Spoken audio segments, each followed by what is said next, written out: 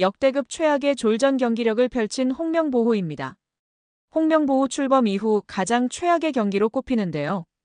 지난 홈에서의 팔레스타인전과 더불어 오만전이 꼽히고 있습니다. 오만전이 더 못했다고 개인적으로 생각이 드는데요. 국내 축구 전문가들과 축구 팬들도 분노가 하늘을 찌르고 있습니다. 계속해서 기회를 만들다가 운이 없었다가 아니라 그냥 최악이었다. 경기력 자체가 역대급 졸전이었다고 생각한다. 홍명보가 뭐 그렇지 혹시나 했는데 역시나였다. 홍명보 사퇴해라, 홍명보 경질시켜라 등의 반응을 보이고 있습니다. 여기에 오만 감독의 경기 후 기자회견 발언이 화제가 되고 있는데요. 경기 종료 후 기자회견에 나선 라시드 자베르 오만 감독은 수비를 잘한 것은 사실이라며 이번 경기에서 수비가 제대로 나오지 않았다면 동점이 나오지 않았을 것이다. 박스 바깥으로 선수들을 밀어내려 했다. 최대한 박스 바깥으로 밀어냈다. 수비적으로 준비를 잘했다.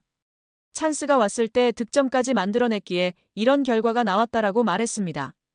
오만은 한국에 비해 객관적인 전력에서 한 수 아래의 팀으로 평가됩니다. 여기에 원정이라는 점, 또 추운 날씨에 적응해야 했다는 점인데요. 오만의 겨울 평균 기온은 17도입니다. 또한 여기에 라마단 기간이 겹쳤다는 점은 어려움으로 작용했습니다. 경기에 앞선 지난 19일에 자베르 오만 감독은 조별리그에서 살아남겠다라고 외치며 아주 추운 한국 날씨다. 그러나 적응해야만 한다. 라마단은 우리의 문화다. 축구에 맞춰 적응해야 한다. 물론 어렵다. 원정 경기에서는 음식을 먹는 시간도 다르고 13시간 이상 이동해 온 환경이라며 어려움을 이야기하기도 했습니다. 13시간 비행에 라마단 기간에 객관적 전력차가 매우 큰 이러한 상황 속 역대급 졸전을 펼친 홍명보는 당장 경질되어도 이상하지 않은 상황입니다. 그런데 협회는 왜 경질을 안 할까요? 2005년 8월 22일 홍명보 당시 대한축구협회 이사는 파주 국가대표 트레이닝 센터에서 시작된 KFA 2급 지도자 강습회에 참가했습니다. 홍명보는 지도자 자격증이 없는 상태였는데요. 지도자를 할 생각이었다면 상급 지도자 자격증부터 따야 했습니다. 상급 지도자 자격증을 따면 유소년이나 초등학교 축구교실에서 지도자 생활을 할 수 있었습니다. 2급 지도자 자격증을 따려면 상급을 따고 2년이 지나야 했습니다. 하지만 홍명보에겐 예외 조항이 적용됐습니다. 협회는 국가대표팀에서 A매치 20경기 이상을 소화하거나 K리그 100경기 이상 출전한 경력자들에 한해서는 상급 지도자 자격증 없이 바로 2급 지도자 자격증을 딸 수 있게 했습니다. 2005년 9월 26일 협회는 딕 아드보카트 한국 축구 대표팀 신인 감독을 보좌할 코치 중 한 명으로 홍명보를 택했습니다. 지도자 자격증이라곤 전무했던 홍명보가 2급 지도자 자격증을 딴 지 3주 만이었습니다. 자격 논란이 불거졌습니다. 2급 지도자 자격증을 보유한 자는 중학교나 고등학교 팀만 지도할 수 있었는데요. 당시 KFA 규정에 따르면 대한축구협회 1급 지도자 자격증이나 아시아축구연맹 A급 지도자 자격증을 취득한 자만 대표팀 지도자로 일할 수 있었습니다. 협회는 당시 지휘권을 갖지 않는 보조 지도자 역할이기 때문에 홍명보 코치의 1급 자격증 취득 여부는 크게 문제될 것이 없다는 입장이었습니다. 지도자 경력이라곤 지도자 수업 3주뿐이었던 홍명보는 국가대표팀 코칭 스태프에 합류한 역사적인 사건이었습니다. 홍명보는 국가대표팀 코치를 맡은 지 1년이 채 지나지 않아 2006 독일 월드컵을 치렀습니다. 홍명보에게 국가대표팀 코치로 지도자 생활을 시작해 월드컵을 경험하는 데까지 필요했던 시간은 단 9개월이었습니다. 누군가는 평생의 꿈이 될 수 있는 월드컵을 경험하는데 홍명보는 속성 자격증 취득부터 돈으로 살 수 없는 월드컵 코치 경험까지 정말 대단합니다. 이후에도 홍명보는 탄탄대로였습니다. 홍명보는 2006 독일 월드컵 후에도 국가대표팀에 남았는데요. 홍명보는 국가대표팀 코치로 2007 아시아 축구연맹 아시안컵, 2008 베이징 올림픽을 차례로 경험했습니다.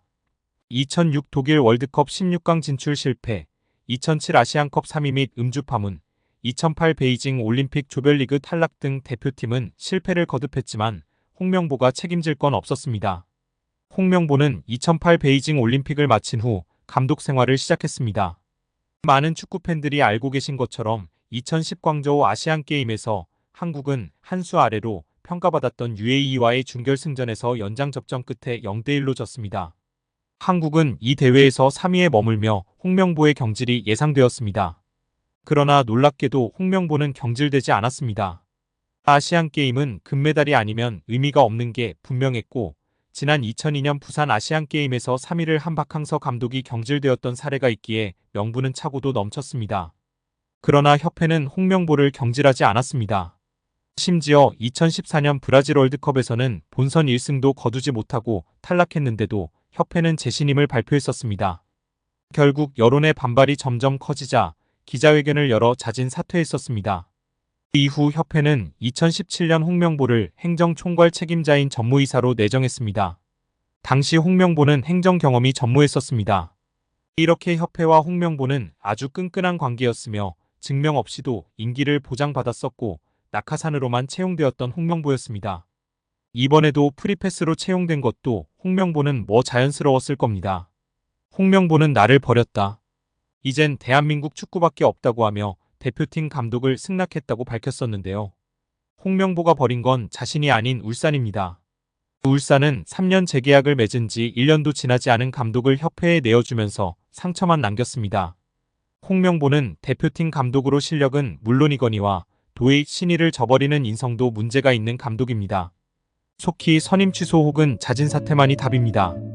결국 홍명보 감독은 10년 만에 대표팀에 돌아옴과 동시에 외국인 지도자 버금가는 대우도 받습니다. 이임생 이사는 연봉 등 세부 계약 조건에 대해서는 밝힐 수 없지만 이제 한국 지도자들도 외국인 감독 못지않게 대우를 받아야 한다는 생각이라면서 외국인 지도자에 뒤지지 않는 계약을 체결했다고 전했습니다. 홍명보 감독은 지난해 울산과 프로스포츠 최고 연봉인 10억 원의 3년 재계약을 맺은 것으로 알려졌는데 대표팀을 맡으면서 더 많은 연봉을 수령할 것으로 보입니다. 직전 클린스만 감독의 연봉은 약 30억 원, 벤투 감독은 약 19억 5천만 원의 연봉을 받았기 때문에 최소 20억 원이고 최대는 30억 원 수준으로 예상받고 있습니다. 따라서 홍명보의 연봉은 최소 20억에서 최대 30억 원 수준이라는 것인데요. 월드컵 이후 아시안컵까지 계약을 장기간 맺었습니다. 다만 월드컵 종료 후 중간평가를 갖기로 되어 있으나 경질한다 한들 남은 계약 기간 보존 금액하면 최소 30억 원이겠고 홍명보뿐 아니라 외국인 코치 2명도 생각하면 60억 원 이상이 나가겠네요. 정말 최악인 것 같습니다. 경질 없이 가도 홍명보 30억 원의 외국인 코치들까지 하면 연 60억 원 이상씩 나가는데 대체 왜 캐나다를 이끌고 코파 4강까지 간 제시마치를 안 잡았고 바로 프리미어리그 승격을 코앞에서 놓친 바그너 그리스로 유로를 아쉽게 못 나간 포엣을 버리고 홍명보인지 당최 이해가 가질 않습니다. 정말 최악입니다. 축협. 반드시 책임을 져야 할 것입니다. 지금 당장 말입니다.